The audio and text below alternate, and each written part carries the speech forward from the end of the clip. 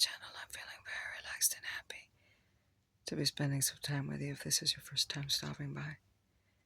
My name is Lori Latte. It's so very nice to meet you. It's Sunday afternoon. It's hotter than Hades in South Texas right now. It was 115 degrees with the heat index, and I already took a cold shower, and I think I'm going to have to take another.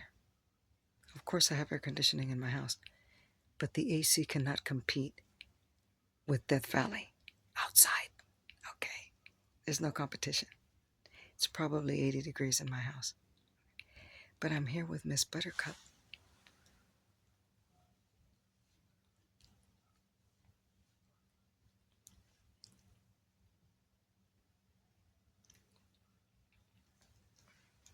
I want to tell you what happened today.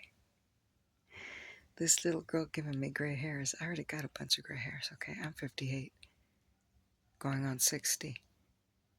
This little girl giving me gray hairs, okay? So Miss ButterCup, today is her 8-week anniversary with us. We rescued her 8 weeks ago. Okay.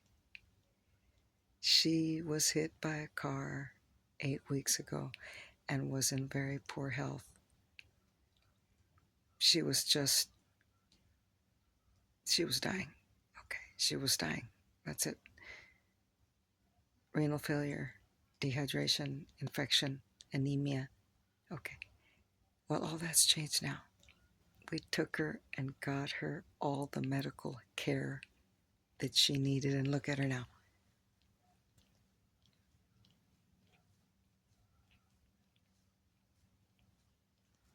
Thanks to the good Lord Jesus, and thanks to all the medical professionals at the vet hospital, because we're not taking her to a regular vet, okay?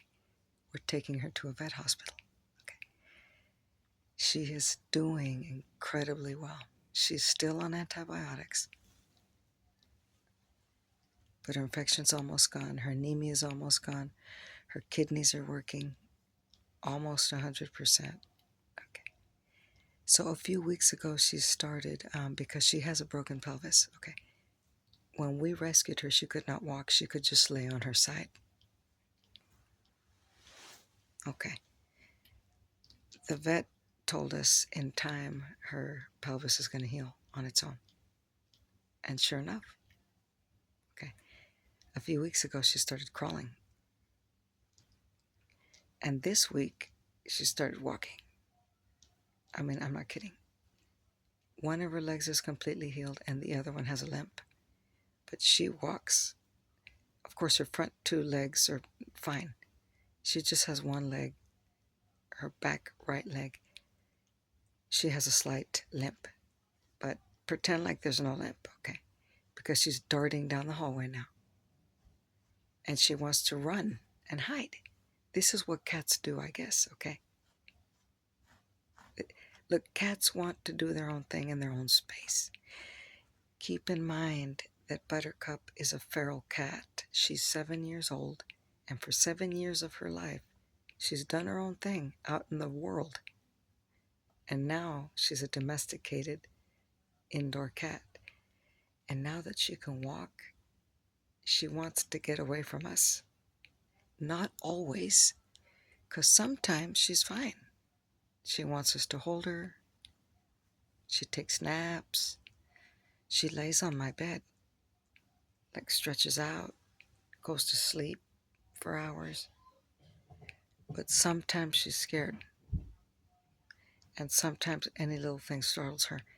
And sometimes, like today, she wants to run away. And so Roger has cold symptoms and didn't go to work today. He stayed home.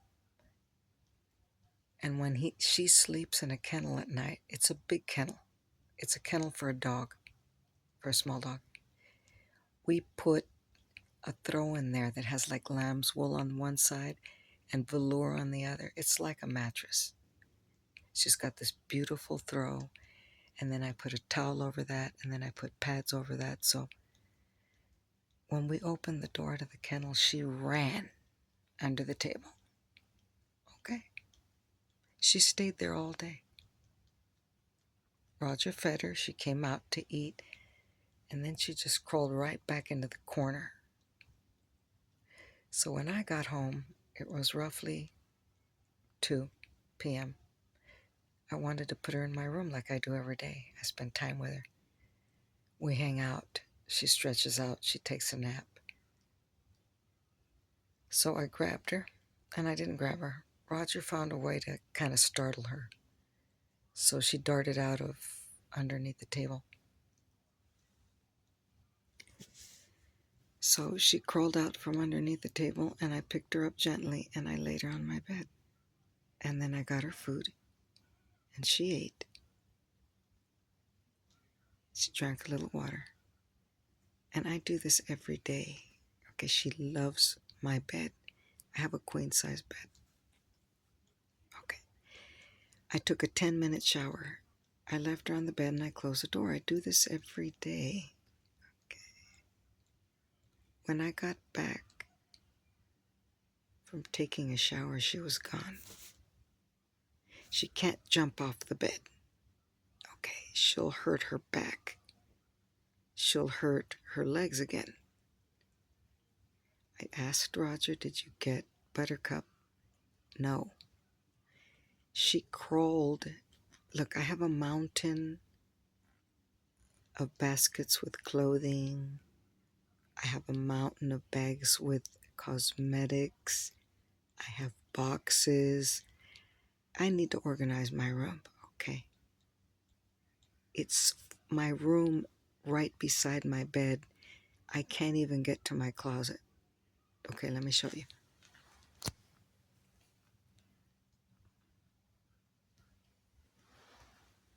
She crawled over that whole entire mountain of merchandise that I have. My makeup, my clothing, my box. And she crawled into the closet. Okay, I have crap loads of stuff in my closet too. She crawled into my closet. It's not stable in there. It's an avalanche. Okay. So she was laying. I couldn't find her for 15 minutes. I'm like, where is she? Honey, help me. I can't find her. I had a feeling she was in the closet. So I had to crawl over all that shit that I got in my room. Excuse my French. Excuse my French. I had to crawl over that mountain of merch. And there she was in the closet, looking at me. You think I'm going to leave her in the closet? No. I don't know if she can crawl out. It was real easy getting in there.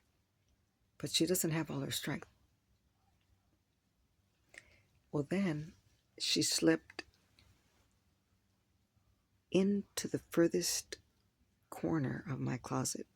There's a little small space. And because everything's unstable in my closet, she slipped off of the pillow she was laying on and slipped into that corner. She wasn't in any danger. Okay.